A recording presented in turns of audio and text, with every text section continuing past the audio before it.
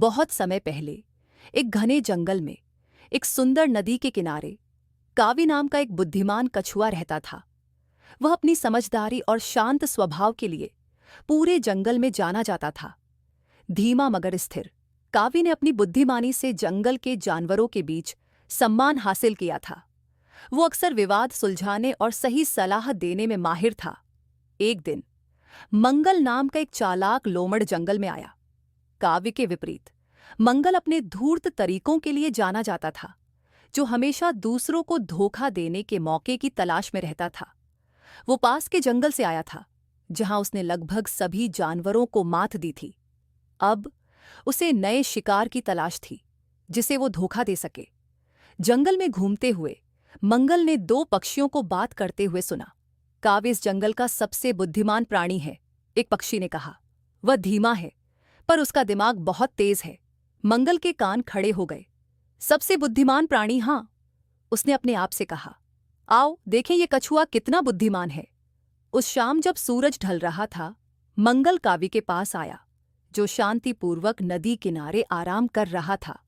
नमस्ते बुद्धिमान कावी, मैंने आपकी बुद्धिमानी के कई किस्से सुने हैं और आपसे मिलने की इच्छा थी, मंगल ने चालाकी से मुस्कुराते हुए कहा। कावी ने मंगल की ओर देखा और हल्के से मुस्कुराया। नमस्ते मंगल, तुम्हें यहाँ क्या लाया है? मैंने आपकी बुद्धिमानी के बारे में सुना है और आपके साथ एक समझदारी की परीक्षा देना चाहता हूँ। मंगल ने चालाकी भरी आंखों से कहा। क्या हम पहेलियों का खेल खेलें? काव्य, जो हमेशा चुनौतियों के लिए तैयार रहता था, ने सहमति में सिर हिलाया। मैं खेलने को तैयार हूं, पर यह खेल निष्पक्ष होना चाहिए। अगर मैं तुम्हारी पहेलियां सुलझा दूं, तो तुम्हें इस जंगल से हमेशा के लिए चले जाना होगा और यहां किसी को धोखा नहीं देना होगा। अगर मैं असफल रहा, तो तुम यहां रह सकते हो और जो चाहो कर सकते हो। मंगल की आंखें चमक उठीं। यही वो चाहता था, जंगल के सबसे बुद्धिमान प्राणी को मात देकर इस जंगल पर नियंत्रण पाने का मौका। सहमत? उसने उत्साह से कहा, खुद को पहले से ही जंगल का राजा समझते हुए। अगले दिन सभी जानवर नदी किनारे इकट्ठा हुए, काव्य और मंगल के बीच होने वाले इस बुद्धि के महान मुकाबले को देखने के लिए। माहौल बहुत गंभीर था, क्योंकि मंगल ने आत्मविश्वास से पहला सवाल पूछा। मैं बिना पंखों के उड़ सकता हूँ, बिना आंखों के रो सकता हूँ। जहां भी मैं जाता हूँ, वहां अंधेरा छा जाता है। मैं कौन हूँ? काव्य ने अपनी आंखें बंद कीं और कुछ देर सोचा। हवा के हल्के झोंके ने चारों ओर पत्तियों को हिला दिया।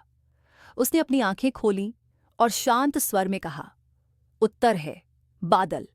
मंगल ने गुस्से से दांत भींच लिए, यह देखकर कि काव्य ने इतनी जल्दी पहेली सुलझा ली।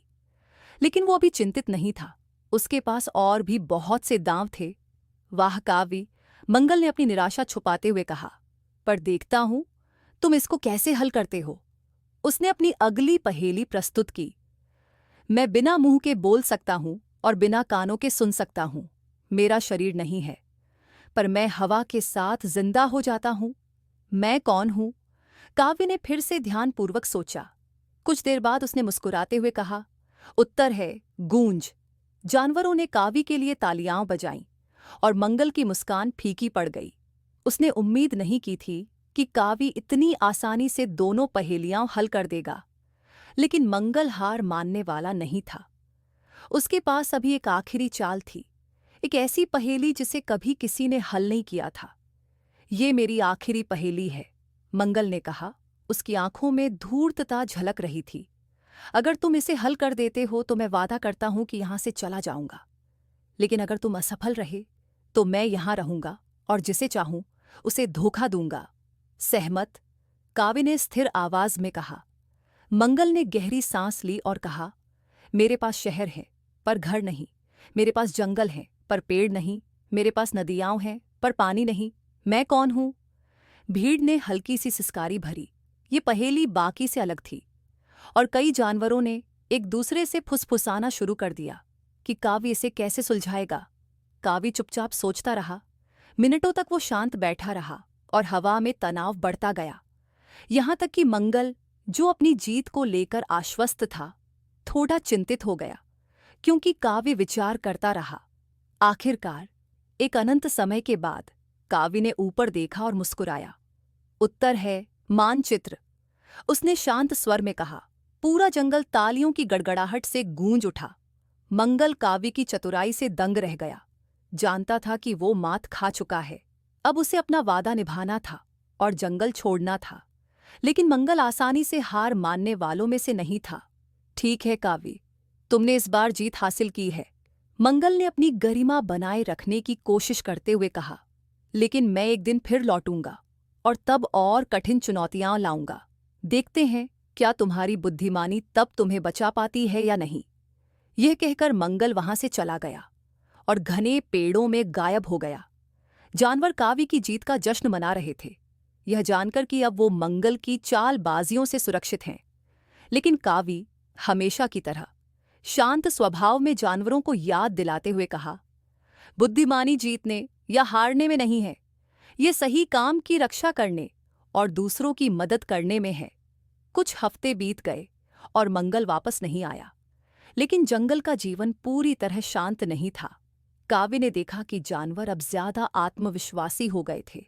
उन्हें लगने लगा था कि मंगल हमेशा के लिए चला गया है और अब उन्हें कोई कभी धोखा नहीं दे सकता।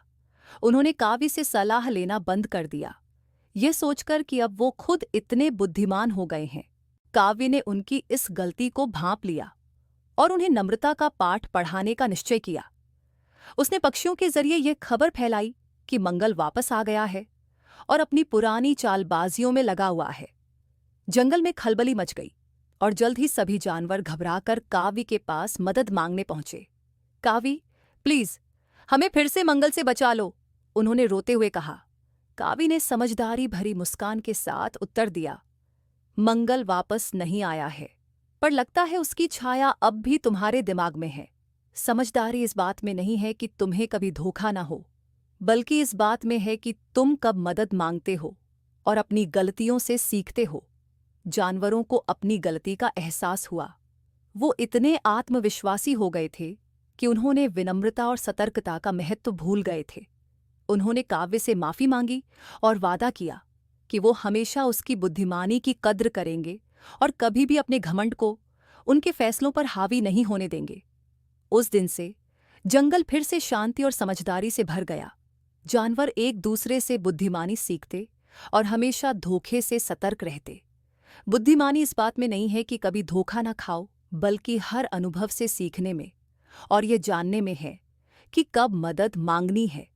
घमंड हमें अंधा बना देता है, पर असली समझदारी हमेशा विनम्र, सतर्क और दूसरों से सीखने के लिए तैयार रहने में है।